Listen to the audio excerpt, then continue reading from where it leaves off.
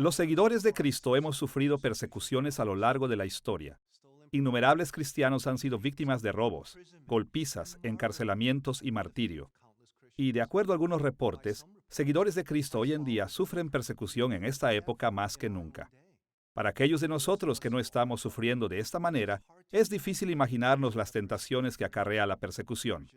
Los cristianos que vivimos en paz y en un lugar seguro, a menudo negociamos nuestra fe, aun a pesar de que no estemos en peligro. Pero, ¿podríamos imaginar lo tentador que sería negociar lo que creemos para proteger a nuestro cónyuge, a nuestros hijos, a nuestros amigos cercanos y a nosotros mismos de ser lastimados seriamente? ¿Cómo podríamos animar a otros creyentes bajo estas condiciones? Este es el reto al que se enfrentó el autor del libro de Hebreos. Él escribió a un grupo de cristianos que habían sufrido en el pasado y ahora estaban siendo amenazados aún con más sufrimiento. Les había ido bien años atrás, pero el autor de Hebreos temía que se alejaran de Cristo para evitar seguir siendo perseguidos. Esta es la primera lección de nuestra serie, El libro de Hebreos, y la hemos titulado El trasfondo y propósito del libro de Hebreos. En esta lección, introduciremos una variedad de perspectivas que deben guiar nuestra interpretación de este complejo libro. Como el título lo sugiere, examinaremos el trasfondo y el propósito del libro de Hebreos de dos maneras. Primero, consideraremos su trasfondo y, en segundo lugar, resumiremos el propósito general por el que fue escrito. Comencemos con el bosquejo de algunos asuntos importantes del trasfondo relacionados con el libro de Hebreos. Exploraremos su trasfondo considerando tres temas relacionados entre sí. Primero, veremos la autoría del libro. Después, investigaremos la audiencia original. Y por último, examinaremos la fecha en la que el libro de Hebreos fue escrito. Veamos primero su autoría. Desde los primeros tiempos ha habido gran variedad de opiniones acerca de la autoría del libro de Hebreos. Pero para nuestros propósitos, solo tocaremos dos puntos. Primero hablaremos acerca de la identidad del autor y segundo, construiremos un perfil del autor enfocándonos en algunas de las características de su libro. Comencemos por examinar la identidad del autor. Identificar al autor de este libro no es tan simple como con otros libros del Antiguo Testamento, porque el autor nunca se identificó a sí mismo. Ya en el período patrístico, Clemente de Alejandría, quien vivió aproximadamente del año 150 al 215 después de Cristo, y Orígenes de Alejandría, quien vivió del año 185 al 254 después de Cristo, reconocieron que había una variedad de opiniones sobre la autoría del libro de Hebreos en su época. Al principio el apóstol Pablo era el candidato nombrado más frecuentemente, pero los estudiosos han nombrado también a Bernabé, a Lucas, a Apolos e incluso a Clemente de Roma. Alrededor del año 325 después de Cristo, el historiador de la Iglesia, Eusebio, en su Historia Eclesiástica, mencionó la opinión de Orígenes sobre la autoría de Hebreos en el libro 6, capítulo 25, sección 14, en la que leemos: ¿Quién escribió la epístola? Dios ciertamente sabe la verdad. El comentario de Orígenes refleja que él y otros estaban muy poco seguros de la verdad en su época, y la mayoría de los estudiosos actuales están de acuerdo. Solo Dios ciertamente sabe quién escribió este libro. Desafortunadamente, las preguntas sobre la autoría y las maneras en las que los grupos herejes usaron el libro de Hebreos durante el período patrístico llevaron a algunas personas a dudar si Hebreos debería ser incluido en el canon del Nuevo Testamento. Claro está que estudiosos importantes como Clemente de Roma, quien murió alrededor del año 99 después de Cristo, vieron al libro de Hebreos como igual a otros libros del Nuevo Testamento. Y Justino Mártir, quien vivió del año 100 al 165 después de Cristo, hizo lo mismo. Pero este libro fue omitido del canon marcionita, escrito alrededor del año 144 después de Cristo, y del canon muratoriano, escrito alrededor del año 170 después de Cristo. Al final del período patrístico, sin embargo, la mayoría de los intérpretes de la Iglesia Oriental y Occidental reconocieron al libro de Hebreos como parte del canon y generalmente estuvieron de acuerdo en que el apóstol Pablo era su autor. Durante el período medieval, la mayoría de los principales eruditos siguieron creyendo que Pablo había escrito Hebreos, pero durante la Reforma, los reformadores protestantes cuestionaron muchas tradiciones eclesiásticas, incluyendo la visión tradicional de la autoría de Pablo. Martín Lutero sugirió que Apolos fue el autor. Juan Calvino no dio otra alternativa, pero insistió en que el libro no pudo haber sido de Pablo. Hoy en día, la mayoría de intérpretes rechazan la autoría paulina. Mencionaremos 3 razones para tomar tal postura. En primer lugar, como ya hemos mencionado, este libro es anónimo, y Pablo acostumbraba poner su nombre en sus epístolas. De hecho, como aclara en 2 de Tesalonicenses capítulo 2, versículo 2, Pablo se preocupaba mucho de las falsificaciones que se habían extendido bajo su nombre. Por lo tanto, parece poco probable que no se hubiera identificado como el escritor del libro de Hebreos. En segundo lugar, este libro se enfoca en temas que no reciben casi nada de atención en las cartas de Pablo. Por ejemplo, el autor de Hebreos mencionó a Melquisedec 3 veces, hizo énfasis en el tabernáculo del Antiguo Testamento y se refirió a Cristo como sumo sacerdote extensamente. En suma, estas cosas distinguen al libro de Hebreos de los libros que sabemos que fueron escritos por Pablo. En tercer lugar, la mayor razón para dudar de la autoría de Pablo es la manera en la que el autor de Hebreos se distanció de la primera generación de los seguidores de Jesús. Escuchemos las palabras de Hebreos capítulo 2, versículo 3, la cual, la salvación, habiendo sido anunciada primeramente por el Señor, nos fue confirmada por los que oyeron. Aquí notamos que el autor de Hebreos mencionó cómo la salvación fue anunciada primeramente por el Señor, es decir, por Jesús mismo, y nos fue confirmada por los que oyeron. Esto es, que tanto el autor como su audiencia tenían el Evangelio verificado por gente que había escuchado a Jesús directamente. La afirmación del autor de que él recibió su fe de manera secundaria contrasta con pasajes como Gálatas capítulo 1, versículo 1, versículo 11 y versículo 12, y 1 Corintios capítulo 11, versículo 23, en el que Pablo insistió en que él había recibido el Evangelio directamente de Jesús. La respuesta a ¿quién escribió Hebreos? Es que no lo sabemos. Tenemos algunas pistas. En la historia de la Iglesia han existido numerosas respuestas. Por muchos años, la Iglesia pensó que Pablo lo había escrito. Yo pienso que probablemente él no lo escribió porque hay diferencias entre Hebreos y las cartas de Pablo. Por ejemplo, Pablo a menudo, o siempre, se identificaba y después se dirigía al destinatario de la carta. Hebreos no hace eso. Hay temas en Hebreos como el de Cristo como sumo sacerdote que simplemente no son muy comunes en las cartas de Pablo. Así que probablemente Pablo no escribió la carta. Otros sugieren a Bernabé o Apolos. Martín Lutero pensaba que tal vez había sido Apolos. Lo que más podemos decir del escritor de Hebreos es que era un creyente de segunda generación. En el capítulo 2 hace referencia a aquellos que escucharon sobre Cristo y compartieron lo que habían escuchado, así que parece estarse poniendo a sí mismo en esa segunda generación. Hemos explorado la autoría del libro de Hebreos y visto que la identidad del autor permanece desconocida.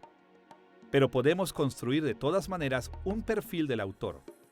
Por cuestiones de tiempo, señalaremos solo 2 de las características obvias de la vida del autor. En primer lugar, el autor de Hebreos era un judío helenista. La mayoría de los estudiosos están de acuerdo en que Pablo no escribió Hebreos. Es mejor concluir, al igual que Orígenes, que solo Dios lo sabe. La autoría de Hebreos ha sido debatida, pero esto no debe ser impedimento para aprender todo lo que podamos acerca del autor y su carácter a través de los indicios que nos da el texto. Podemos ver en el texto que ambas, tanto la influencia judía como la helenista, moldearon al autor y a su libro. La fuerte herencia judía del autor es evidente en su conocimiento del Antiguo Testamento. De hecho, él cita el Antiguo Testamento por lo menos 31 veces en sus 13 capítulos. Al parecer, el autor también tuvo una crianza de tipo helenista. En el pasado, los intérpretes dijeron que la evidencia de que él fue un judío helenista es su uso de la Septuaginta, la traducción griega del Antiguo Testamento. Sin embargo, en la segunda mitad del siglo pasado, la investigación de los manuscritos del Mar Muerto ha revelado que las citas que se pensaba que venían de la Septuaginta pudieron haber venido de textos hebreos no tradicionales. Por esta razón, no podemos estar seguros de que el autor de Hebreos usó la Septuaginta. Pero a pesar de ese descubrimiento, podemos seguir estando seguros de que el autor de Hebreos era helenista. Su uso tan sofisticado del griego es fuerte evidencia de una crianza helenista. y su vocabulario y estilo son evidencia de que su excelente uso del lenguaje es incluso superior a los escritos de Lucas. El autor del libro de Hebreos no solo era un judío helenista, sino que también era, y lo podemos añadir a su perfil, un intelectual apasionado. Muchos intérpretes aceptan que el autor de Hebreos era un intelectual. Los argumentos teológicos en Hebreos son más complejos que muchos otros en el Nuevo Testamento. De hecho, el autor mismo reconoció la prioridad que tiene la reflexión teológica en pasajes como Hebreos capítulo 5, versículos 13 y 14, en donde indicó que para distinguir el bien del mal, los seguidores de Cristo deben ser maduros doctrinalmente. Podemos decir ciertas cosas acerca del autor basándonos en el contenido de la carta de Hebreos. Una es que era brillante. Conocía la Septuaginta, la traducción griega del Antiguo Testamento de arriba a abajo. Sabía cómo vincular los textos de manera que fueran muy persuasivos para audiencias tradicionales judías. Probablemente era un autor judío helenista, probablemente escribiéndole a una audiencia judía helenista. Al decir judío helenista, quiero decir que hablaba griego y que probablemente estaba en la diáspora, pero muy comprometido con sus tradiciones judías y muy conocedor de las Escrituras. Aunque el autor del libro de Hebreos debe ser considerado como un intelectual, no era un académico frío y desapegado. Estaba muy apasionado con la fe cristiana. Su devoción y pasión por sus hermanos cristianos es evidente en su escrito. Escuchemos cómo él muestra empatía con su audiencia en Hebreos capítulo 10, versículos 33 y 34.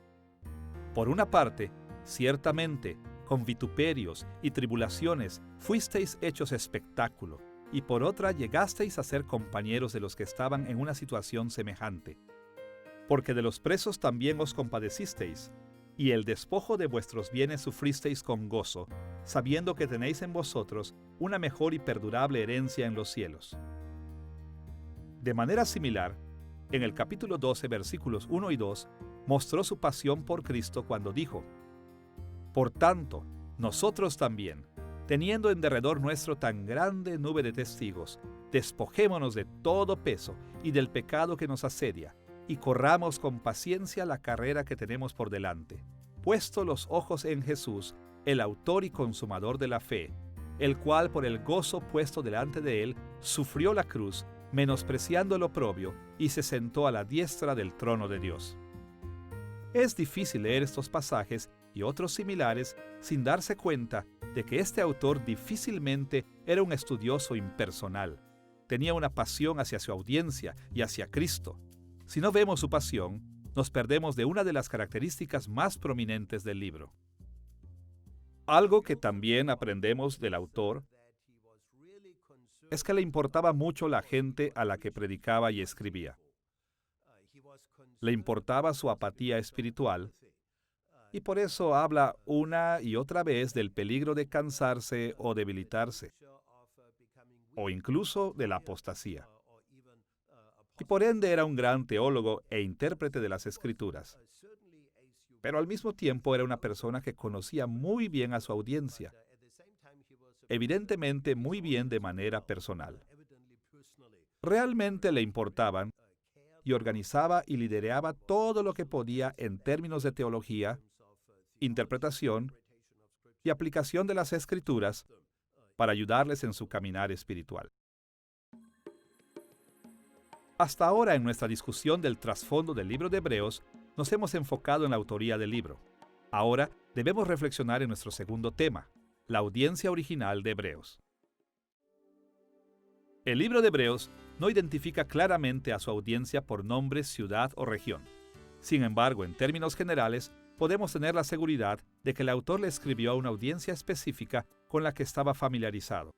En el capítulo 13, versículos 19 al 24, el autor le asegura a su audiencia su intención de visitarles nuevamente. Habló de Timoteo, a quien llamó nuestro hermano, y también mencionó a un grupo de personas de Italia, que su audiencia conocía aparentemente. Veremos 5 factores importantes de la audiencia original que debemos considerar al estudiar el libro de Hebreos. En primer lugar, Hay razones para creer que por lo menos una buena porción de la audiencia original era judía. Hebreos capítulo 1, versículo 1 lo deja claro. Dios, que muchas veces y de varias maneras habló a nuestros antepasados en otras épocas por medio de los profetas. Aquí el autor hizo referencia a cómo Dios se había revelado a Israel en el Antiguo Testamento. Pero hay que notar que a los israelitas del Antiguo Testamento los llamó nuestros antepasados, a los ancestros del autor y de su audiencia. No es sorprendente que desde la época de Tertuliano, quien vivió desde el año 155 al 230 después de Cristo, el título tradicional del libro haya sido Pros Hebraios, para los hebreos. En segundo lugar, también puede ser que la audiencia era en gran parte helenista. El contenido de Hebreos indica que la audiencia estaba familiarizada tanto con las enseñanzas teológicas que eran comunes entre los judíos que vivían tanto fuera de Palestina, como con las enseñanzas dentro de los círculos dentro de Palestina. Varios intérpretes han tratado de determinar de dónde era la audiencia fuera de Palestina. El hecho de que la primera epístola de Clemente de Roma hacía referencia al libro ya desde el año 95 después de Cristo, ha llevado a algunos a sugerir que la primera audiencia estaba en Roma. Hebreos capítulo 13, versículo 24, ha sido usado para apoyar este punto de vista porque menciona a los de Italia. Estas sugerencias son interesantes, pero lo que podemos decir con cierto grado de seguridad es que la audiencia original consistía en gran medida de judíos helenistas que vivían fuera de Palestina. En tercer lugar, la audiencia original de Hebreos era inmadura. Escuchemos la manera en la que el autor la describió en Hebreos capítulo 5, versículo 12. Porque debiendo ser ya maestros, después de tanto tiempo, tenéis necesidad de que se os vuelva a enseñar cuáles son los primeros rudimentos de las palabras de Dios. Notemos que la audiencia había sido creyente ya por tanto tiempo para que el autor dijera, debiendo ser ya maestros. Es decir, deberían haber hecho un gran progreso en su doctrina, pero como lo señaló el autor, necesitaban que se les enseñara los primeros rudimentos de las palabras de Dios. Aunque la audiencia era inmadura teológicamente, el libro de Hebreos contiene algunas de las enseñanzas más avanzadas y sofisticadas de todo el Nuevo Testamento. ¿Cómo es que estas características del libro encajan con la inmadurez de la audiencia? La mejor manera de entender esta situación es tener en cuenta que los primeros cristianos adoptaron una práctica común que era usada en las sinagogas del siglo I. En pasajes como Lucas capítulo 4, versículo 16, Hechos capítulo 13, versículo 15 y Primera de Timoteo capítulo 4, versículo 13, nos enteramos que los líderes de las sinagogas y las iglesias cristianas supervisaban la lectura y la explicación de las Escrituras a sus congregaciones. Por eso, el autor de Hebreos escribió algunos de los escritos más sofisticados del Antiguo Testamento porque esperaba que los líderes de la iglesia le enseñaran lo que venía en el libro a sus congregantes. Ahora bien, en Hebreos capítulo 5, versículo 11, el escritor de Hebreos reprendió a su audiencia por ser tan tardos para oír. Así que es muy posible que una parte más grande de la audiencia original se mantuviera inmadura teológicamente debido a que no respetaban a sus líderes de manera adecuada. Esta sugerencia es confirmada en Hebreos capítulo 13, versículo 17, en donde el autor le dice a su audiencia, «Obedeced a vuestros pastores y sujetaos a ellos, porque ellos velan por vuestras almas, como quienes han de dar cuenta, para que lo hagan con alegría y no quejándose, porque esto no os es provechoso». En cuarto lugar, la audiencia original de Hebreos era perseguida. Durante el primer siglo después de Cristo, existieron dos momentos famosos de persecución de los cristianos que pudieron haber impactado la audiencia original de Hebreos, por lo menos de manera indirecta. En el año 49 después de Cristo, el emperador romano Claudio expulsó a los judíos de la ciudad de Roma, y en el año 64 después de Cristo, aproximadamente, el emperador Nerón persiguió a los cristianos en los alrededores de Roma. Al leer la epístola de los Hebreos, se hace evidente que la audiencia original ya había enfrentado persecución en el pasado. Algunos de ellos la sufrían en el presente y la expectativa que el autor tenía es que más de ellos sufrirían, tal vez de manera más severa, en el futuro. En el capítulo 10, versículos 32 al 35, el autor deja ver el sufrimiento que por lo menos algunos de la audiencia habían experimentado en el pasado. Pero traed a la memoria los días pasados, en los cuales, después de haber sido iluminados, sostuvisteis gran combate de padecimientos. No perdáis, pues, vuestra confianza, que tiene grande galardón. Aquí vemos que el autor alaba a su audiencia por su fuerza al ser perseguidos en los días pasados, en los cuales, después de haber sido iluminados, pero también los anima a no perder su confianza. El término griego, traducido aquí como confianza, es parresia, que en muchos contextos significa ser valiente, atreverse o no temer, en presencia de dignatarios. Esta elección de palabras sugiere que la audiencia estaba enfrentando persecución pública u oficial de algún tipo, y esto los tentaba a perder su valentía. En el capítulo 13, versículo 3, el autor también se refería a las persecuciones presentes al decir: acordaos de los presos, como si estuvierais presos juntamente con ellos, y de los maltratados, como que también vosotros mismos estáis en el cuerpo. En este pasaje podemos ver que el autor exhorta a su audiencia a recordar a los presos como si estuvieran presos juntamente con ellos, y a recordar a aquellos maltratados como si ellos mismos estuvieran sufriendo. Queda claro que no toda la persecución de la audiencia fue en el pasado. Además de la persecución en el pasado y en el presente, el autor de Hebreos reconoció en el capítulo 12, versículos 3 y 4, que su audiencia estaba enfrentando la amenaza de más persecución en el futuro. Escuchemos esta exhortación. Considerad a Cristo, que sufrió tal contradicción de pecadores contra sí mismo, para que vuestro ánimo no se canse hasta desmayar, porque aún no habéis resistido hasta la sangre, combatiendo contra el pecado. Como este pasaje indica, el autor tenía la expectativa de que habría más persecuciones hacia su audiencia y estaba profundamente preocupado con esta faceta de su experiencia. La audiencia original de Hebreos enfrentó una serie de problemas. Como el autor menciona en el capítulo 10, habían enfrentado varias formas de sufrimiento. Algunos habían perdido propiedades. Algunos habían sido encarcelados. Habían sido sujetos a humillación pública. Y aún así, en este punto, él exhorta a sus lectores que estén dispuestos a resistir el reproche de Cristo a enfrentar la exclusión del campamento, lo cual describe en términos del Antiguo Testamento, pero probablemente significa ser excluidos de la sinagoga, y que si fueran a Jerusalén, serían excluidos del templo, que creo que todavía estaba ahí cuando él escribió el libro. Así que estas eran las formas de persecución que enfrentaban. En el capítulo 12 dice que su sufrimiento no había llegado hasta el derramamiento de sangre, y aún así parece estar consciente de su necesidad de tener la seguridad de haber sido liberados del miedo de la muerte, como dice en el capítulo 2, a través de la victoria de Jesucristo. Así que parece que una persecución más intensa y violenta está próxima. En quinto lugar, al enfrentar la persecución, por lo menos algunos de entre la audiencia de Hebreos estaban cercanos a la apostasía. En vez de solamente estar desanimados o debilitados por sus sufrimientos, estaban en peligro de darle la espalda a Cristo totalmente.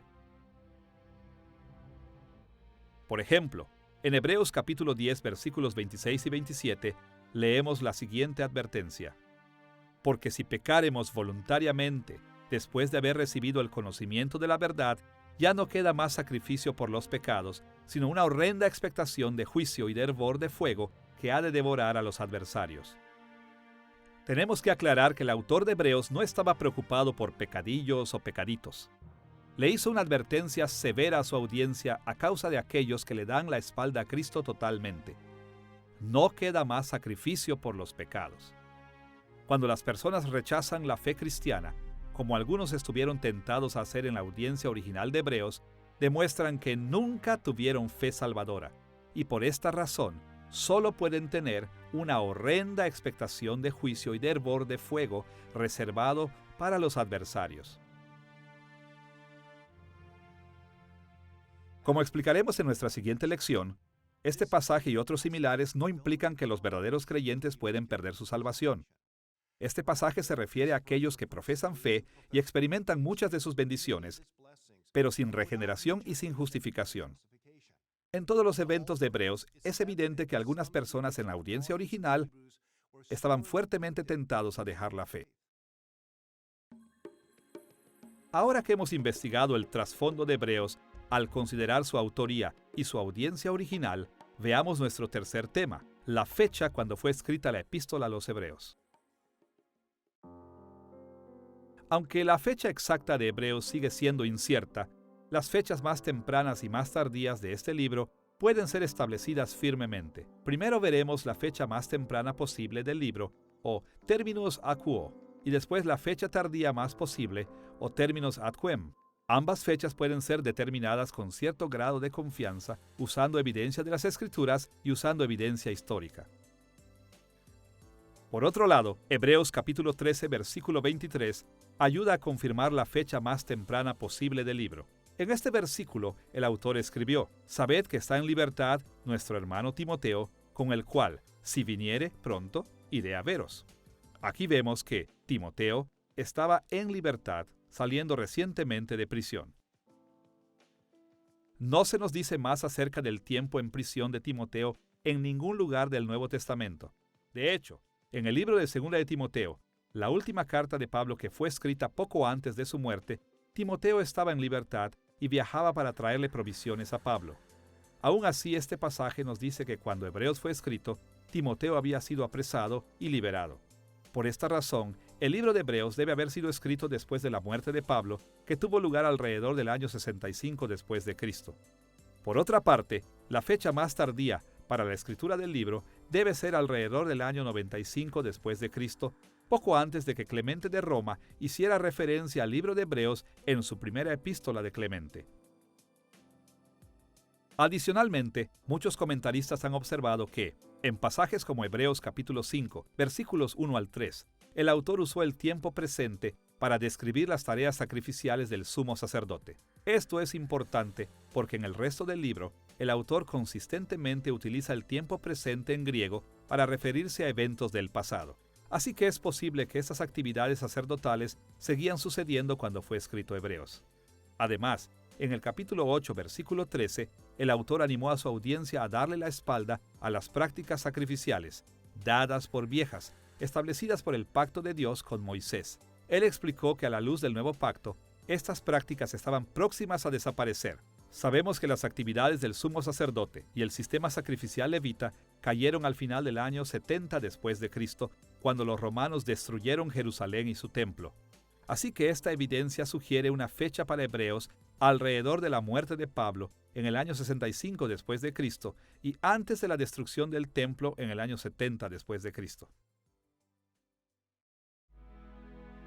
En nuestra lección sobre el trasfondo y propósito de Hebreos, hemos visto diferentes aspectos del trasfondo del libro de Hebreos. Ahora podemos ver el propósito general del libro. ¿Por qué fue escrito Hebreos? Se puede decir que cualquier libro tan largo y tan complejo como el libro de Hebreos es escrito con muchos diferentes propósitos en mente. Pero en esta lección nos interesa primero hacer un resumen de los propósitos generales del libro. Cada parte de este libro tiene sus propios énfasis y exploraremos estos énfasis en nuestra siguiente lección.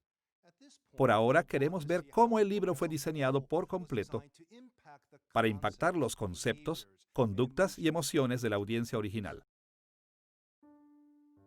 Los intérpretes han resumido el propósito general del libro de Hebreos de varias maneras.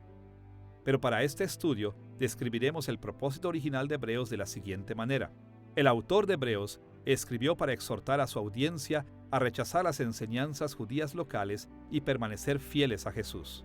Esta descripción del propósito del autor nos guía hacia las ideas principales encontradas en el libro de Hebreos. Como hemos ya sugerido, el autor de Hebreos escribió para exhortar a su audiencia. Escuchemos la manera en la que el autor mismo caracterizó su libro en el capítulo 13, versículo 22. Os ruego, hermanos, que soportéis la palabra de exhortación. Notemos aquí que el escritor le ruega a su audiencia a recibir el libro como palabra de exhortación. Las palabras os ruego vienen del verbo griego parakaleo, la forma verbal del sustantivo griego traducido como exhortación en el mismo enunciado. El término exhortación implica un llamado a ponerse del lado del que pide, o pedirle a alguien que se ponga del lado del que habla. La misma expresión es usada para describir el llamado al arrepentimiento tan persuasivo y urgente que hizo Juan el Bautista en Lucas capítulo 3, versículo 18. Interesantemente, la frase palabra de exhortación también aparece en Hechos capítulo 13, versículo 15, en donde los varones de la sinagoga de Antioquía de Pisidia invitaron a Pablo y a sus acompañantes a dar palabras de exhortación después de leer las Escrituras. Es muy posible que la expresión palabra o mensaje de exhortación era una designación técnica del primer siglo para lo que hoy en día llamamos sermón. Bueno, el autor identifica su trabajo como una palabra de exhortación. Esto está en el capítulo 13, versículo 22. Y lo que significa es que Hebreos es una exhortación. Es como un sermón. Y entonces, el uso de la retórica es como una herramienta para persuadir a la audiencia a ser fiel en su compromiso a Jesús como el Hijo de Dios y como su Señor y Salvador. Así que la retórica en la carta de Hebreos, o el mensaje de Hebreos, le permite al autor elaborar los temas, hacer la exégesis de las escrituras judías. Es decir, interpretar las escrituras judías de manera que sean significativas. Y entonces, presentarlas de una manera muy fuerte para que la audiencia entienda claramente lo que el autor quiere que la audiencia haga. Lo que quiere es que se adhieran a la salvación que Cristo les ha ofrecido, a lo que Dios les ha ofrecido en Cristo. Cada epístola o carta del Nuevo Testamento contiene exhortaciones para su audiencia, pero la epístola a los Hebreos se diferencia de las otras epístolas del Nuevo Testamento por la intensidad de sus exhortaciones. Para explorar el propósito del autor, veamos más de cerca la intensidad de las exhortaciones que son tan prominentes en el libro, y después examinaremos la meta de estas exhortaciones y cómo esperó el autor que respondiera a su audiencia. Veamos primero la intensidad de las exhortaciones del autor a su audiencia. Para ampliar nuestra vista de lo que queremos decir con la intensidad de las exhortaciones del autor, veremos dos aspectos. El primero es la frecuencia de las exhortaciones en el libro, y el segundo es el estilo retórico asociado con sus exhortaciones.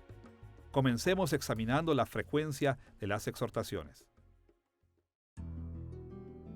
La frecuencia de las exhortaciones del autor nos ayuda a entender la urgencia de su mensaje.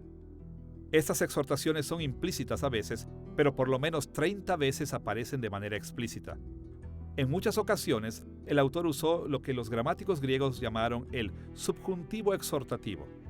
Estas formas verbales ruegan o imploran y a menudo se traducen como hagamos esto o lo otro. Por ejemplo, en el capítulo 4, versículos 14 y 16, leemos dos de esas exhortaciones. Retengamos nuestra profesión. Acerquémonos, pues, confiadamente al trono de la gracia. El autor también exhortó a su audiencia al usar imperativos que a menudo se traducen como órdenes directas. Por ejemplo, en el capítulo 12, versículos 12 al 16, leemos esta serie de exhortaciones. Levantad las manos caídas y las rodillas paralizadas. Seguid la paz con todos y la santidad. Mirad bien, no sea que alguno deje de alcanzar la gracia de Dios, que brotando alguna raíz de amargura os estorbe. No sea que haya algún fornicario o profano como Esaú. Una de las razones por la que es importante tener en mente lo que el autor exhorta es que las reflexiones teológicas complejas a menudo oscurecen el propósito que el autor tuvo. No solo quería comunicarles sus doctrinas teológicas, les comunicó su doctrina para persuadirlos a adoptar diferentes actitudes y acciones. Esto es lo que trató de decir cuando llamó a su libro Palabra de Exhortación. Si no tenemos esta urgencia en mente, nos perderemos de una dimensión crucial del libro de Hebreos. Hemos visto cómo la intensidad de las exhortaciones del autor se reflejan en la frecuencia con la que exhortó a su audiencia. Ahora, consideremos cómo el estilo retórico del autor revela también su deseo de exhortar a su audiencia. El libro de Hebreos se ha caracterizado a menudo por ser muy retórico. Es decir, que emplea muchos recursos literarios asociados con la oratoria persuasiva o el debate urgente en el primer siglo. Muchos de estos recursos retóricos aparecen de vez en cuando en otros libros del Nuevo Testamento, pero los encontramos más a menudo en Hebreos. Hebreos es posiblemente el mejor ejemplo en el Nuevo Testamento de un autor que tiene buenas habilidades retóricas y literarias que ayudan mucho a cumplir el propósito del autor. Él está tratando de demostrar la superioridad de Cristo y el nuevo pacto sobre el antiguo pacto, y lo hace en parte con un argumento literario muy convincente. Y usa muchos recursos estructurales diferentes para lograrlo.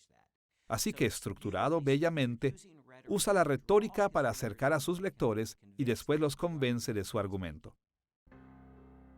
Un recurso retórico llamado sincresis, en griego, es una comparación detallada entre dos o más cosas, diseñada para convencer a las audiencias que afirmen el punto de vista del orador.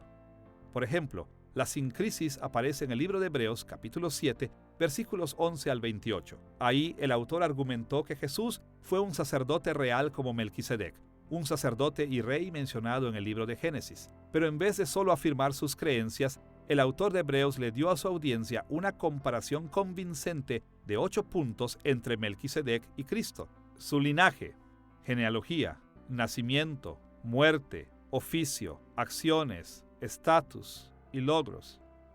Estas comparaciones detalladas fueron diseñadas para poner en claro todas las dudas acerca de las afirmaciones de que Jesús es el gran sumo sacerdote real.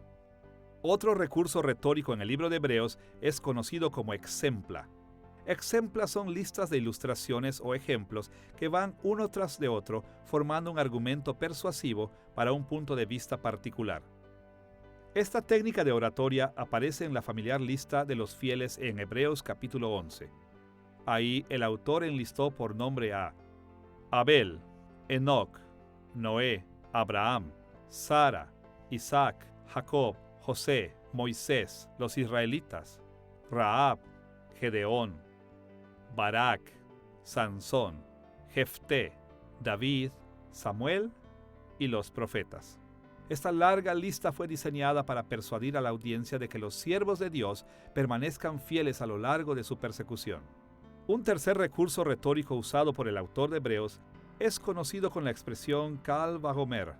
Esta expresión es bien conocida tanto en las tradiciones greco-romanas como las rabínicas y puede traducirse como de ligero a pesado, de menor a mayor o de simple a complejo. Este tipo de argumento comienza con una simple premisa que no puede ser disputada por la audiencia. Después se vuelve una conclusión compleja que la audiencia duda inicialmente, pero puede ser aceptada más fácilmente.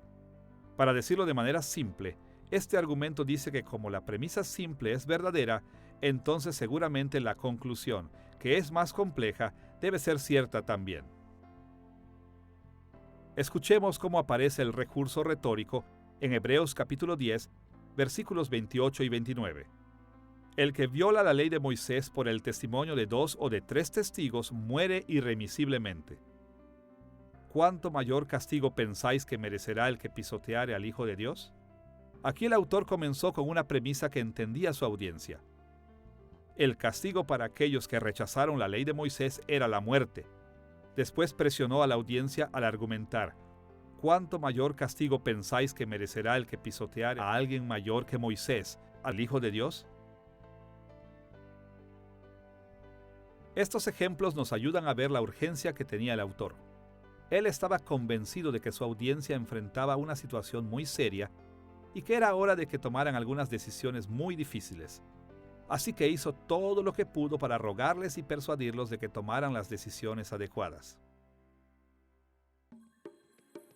Ahora que hemos visto cómo el propósito del autor fue fortalecido por la intensidad de sus exhortaciones, debemos ver una segunda característica del libro: la meta de esas exhortaciones.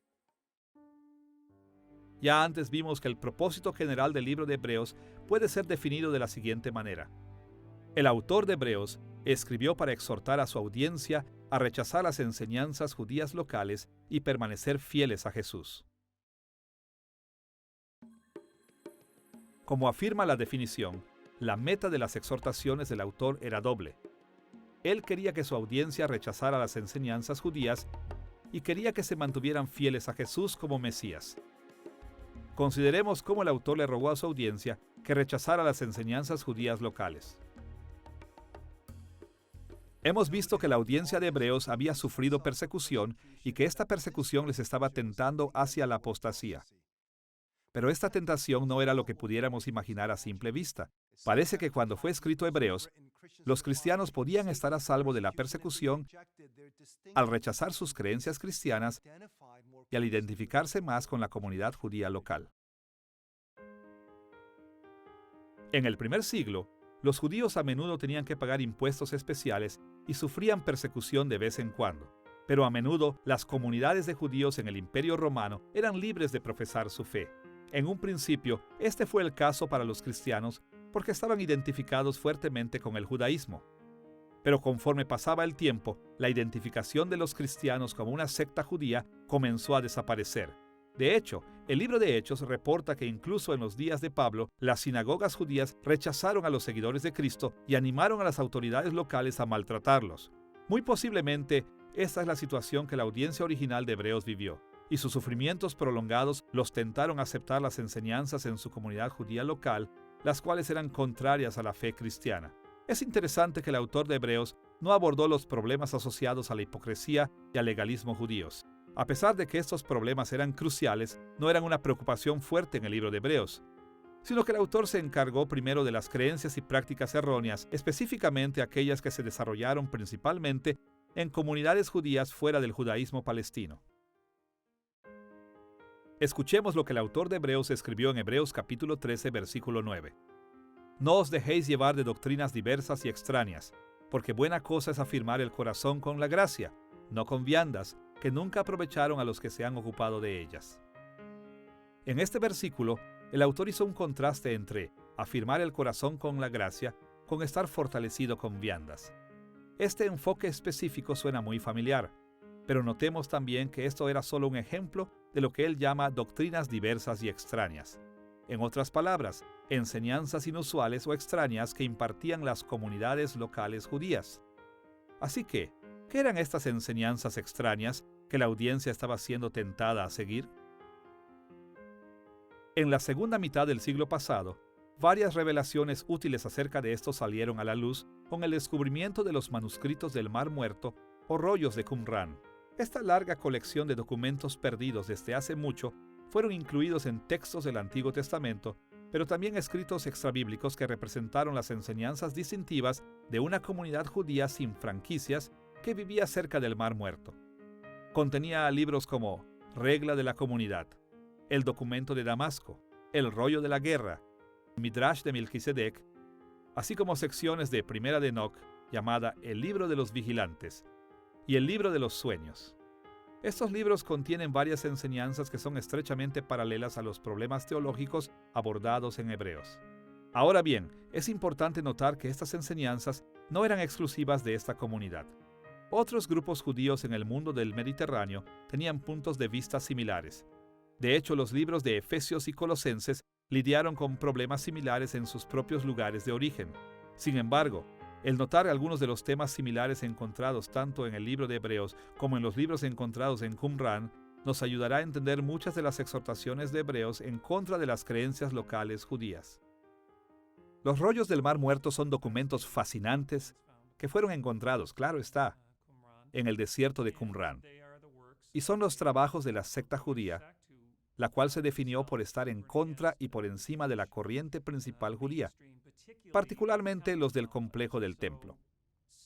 Y así, de manera análoga al libro de Hebreos, las sectas de Qumran parecen haberse considerado a sí mismas como un nuevo templo bajo un nuevo pacto. Ahora bien, hay muchas cosas particularmente diferentes, porque algunos de los aspectos más rituales del antiguo pacto, el grupo de Qumran quería revitalizarlos en vez de dejarlos obsoletos, tal y como el escritor de Hebreos sugiere. En esta lección mencionaremos brevemente solo 4 tópicos encontrados en ambos, en el libro de Hebreos y en los documentos de Qumran. En primer lugar, ya hemos visto que en Hebreos capítulo 13, versículo 9, el autor habló en contra de una forma de comer, en particular las viandas ceremoniales. Muchas prácticas de Qumran se describen en el libro de Regla de la Comunidad. Entre otras cosas, la comunidad de Qumran mantenía comidas comunales sagradas en las que comían especialmente comida consagrada. En segundo lugar, la variedad de enseñanzas básicas de las que se habla en Hebreos también aparece en textos de Qumran. Por ejemplo, en Hebreos capítulo 6, versículos 1 y 2, el autor mencionó el arrepentimiento, la fe, los rituales de purificación o bautismos, imponer las manos, la resurrección de los muertos y el juicio eterno. Es interesante que la regla de la comunidad y el rollo de la guerra de Qumran ponen mucha atención a estos temas y a otros similares de maneras diferentes a las de la corriente principal del judaísmo de Palestina. En tercer lugar, la literatura de Qumran nos ayuda a entender el enfoque en los ángeles que se hace en la epístola de Hebreos. El libro de Hebreos habló de creencias acerca de ángeles en diversos pasajes. Este enfoque fue en respuesta al tipo de creencias que fueron similares a las enseñanzas de libros como La regla de la comunidad, El documento de Damasco y El rollo de la guerra, así como a las secciones de Primera de Enoc, llamadas el libro de los vigilantes y el libro de los sueños.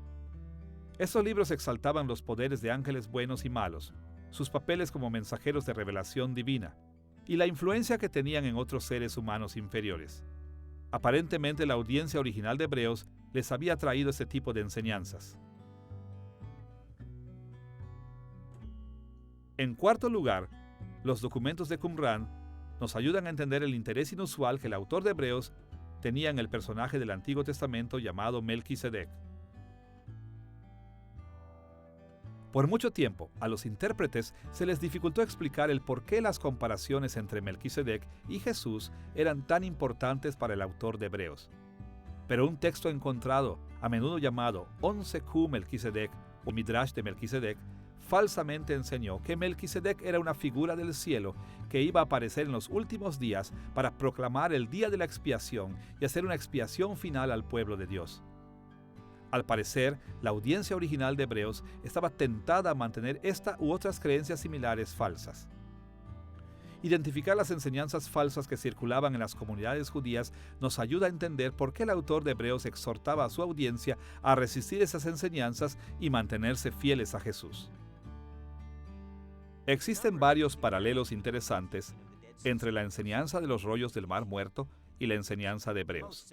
La más significativa es, tal vez, que ambas comunidades creían estar viviendo en los últimos tiempos, que la salvación final de Dios estaba a punto de llegar. La diferencia está en que en Hebreos vemos que la salvación de Dios ya ha llegado, mientras que en el Qumran o los rollos del Mar Muerto se espera a que pase en cualquier momento. Pero tal vez la comparación más interesante entre los dos es el papel que juega la figura de Melquisedec. En Hebreos, el autor desarrolla esta teología de Melquisedec como un sumo sacerdote de Jesús que no va de acuerdo al orden de Aarón ni con la teología del Antiguo Testamento, sino de acuerdo al orden de Melquisedec, ya que él era un sumo sacerdote que conoció a Abraham en el libro de Génesis. Por esta razón se hace esa comparación. Entre los rollos del Mar Muerto hay uno conocido como 11Q Melquisedec, porque fue descubierto en la cueva 11 de los rollos del Mar Muerto. Y trata de interpretar la figura de Melquisedec como un Mesías poderoso y glorioso del cielo que trae la salvación. Es una comparación interesante, porque, por supuesto, Melquisedec es un tipo de Cristo en el libro de Hebreos, que en los rollos del Mar Muerto se convierte en una figura mesiánica. Y los estudiosos se quedan perplejos con esta relación entre el Melquisedec de Hebreos y el de los rollos del Mar Muerto. Es una comparación interesante. La meta de las exhortaciones de Hebreos no fue solamente rogarle a la audiencia que rechazara las enseñanzas judías locales. Aún más que esto, el autor quería que se mantuvieran fieles a Jesús como el Mesías. Para cumplir la meta de llamarles a ser fieles en el servicio a Jesús, el autor de Hebreos organizó sus exhortaciones en 5 divisiones principales. Veremos en detalle cada una de estas divisiones en nuestra próxima lección, pero por ahora será útil resumir los problemas centrales de cada una. En Hebreos capítulo 1, versículo 1 al capítulo 2, versículo 18, el autor de Hebreos llama a su audiencia a afirmar la supremacía de Cristo por encima de las revelaciones angelicales. Ya hemos dicho antes que el libro de Hebreos hablaba en contra de las creencias falsas sobre los ángeles. Varios escritos judíos a menudo exaltaban a los ángeles como criaturas poderosas y gloriosas que traían revelaciones divinas a los seres humanos. Esto produjo un serio conflicto para aquellos que seguían a Cristo. Jesús era de carne y hueso.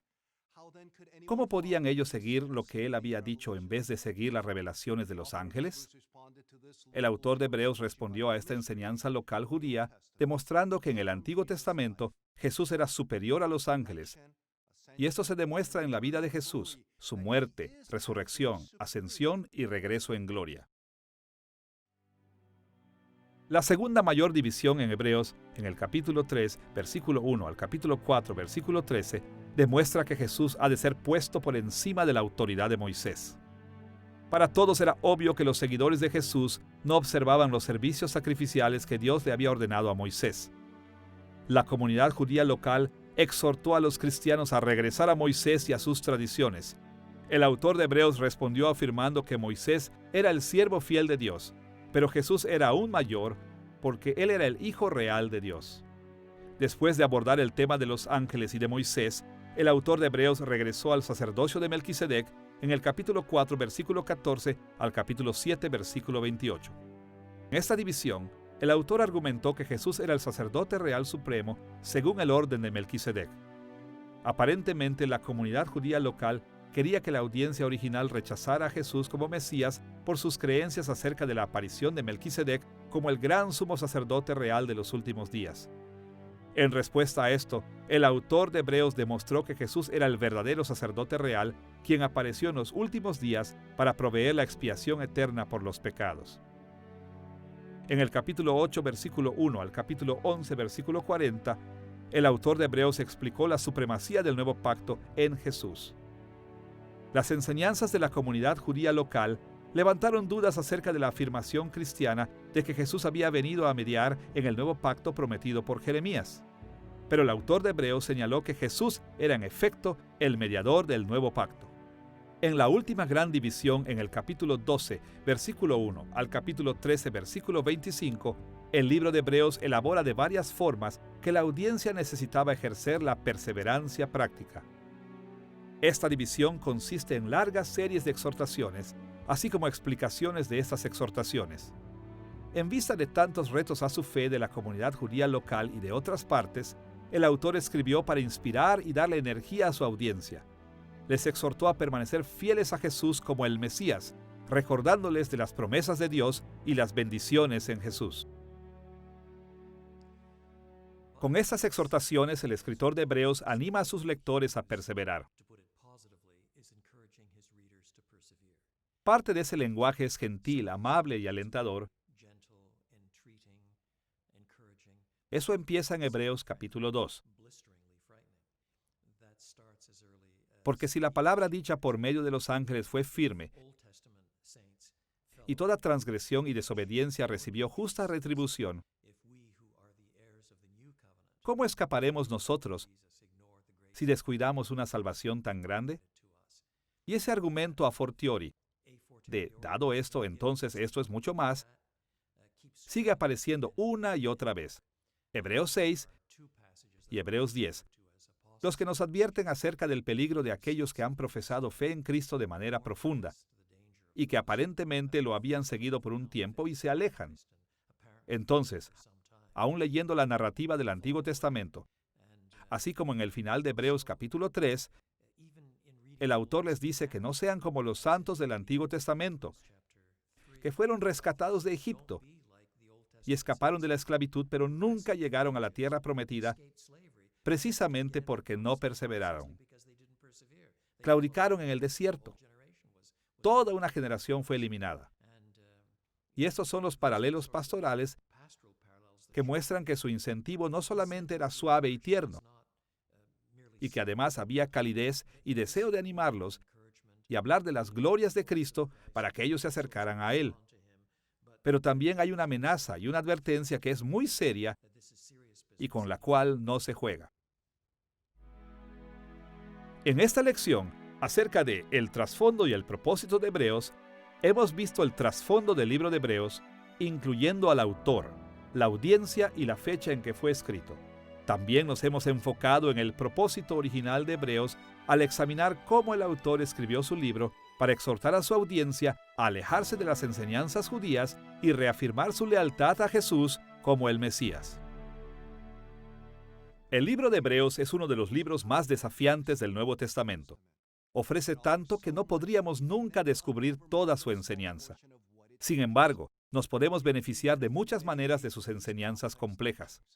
Como seguidores modernos de Cristo, también somos tentados a negociar nuestro compromiso con Jesús para evitar los problemas de esta vida. Pero si abrimos nuestros corazones para escuchar cómo el autor de Hebreos exhortó a su audiencia original, veremos lo crucial que es mantenernos fuertes en nuestra fe sin importar a qué oposición nos enfrentemos.